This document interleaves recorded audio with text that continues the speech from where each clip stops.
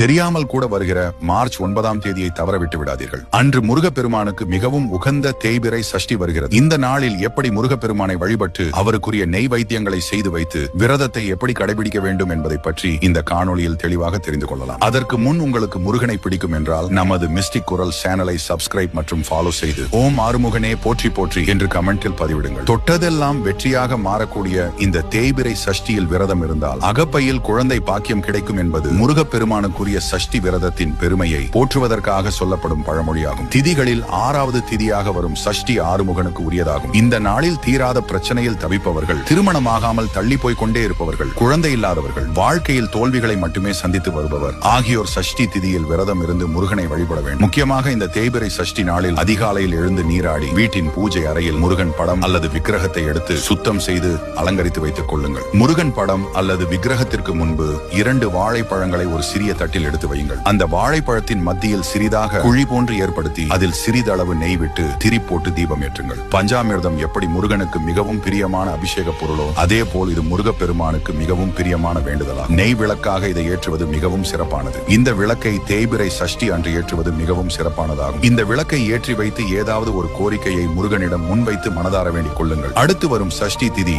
அன்று இதே போல் விளக்கேற்றி மற்றொரு வேண்டுதலை வைக்கலாம். இந்த விளக்கை நம்பிக்கையுடன் ஏற்றி வந்தால் வாழ்வில் பல மாற்றங்களையும் அதிசயங்களையும் முருகப்பெருமான் நடத்துவதை காணலாம். உங்களுக்கு முருகனை மிகவும் பிடிக்கும் என்றால் இந்த புனிதமான தகவலை அனைத்து முருக பக்தர்களுக்கும் பகிருங்கள். ஒரு நல்ல விஷயத்தை அனைவரும் தெரிந்து கொள்ளுங்கள். மறக்காமல் நமது சேனலை சப்ஸ்கிரைப் செய்து கொள்ளுங்கள்.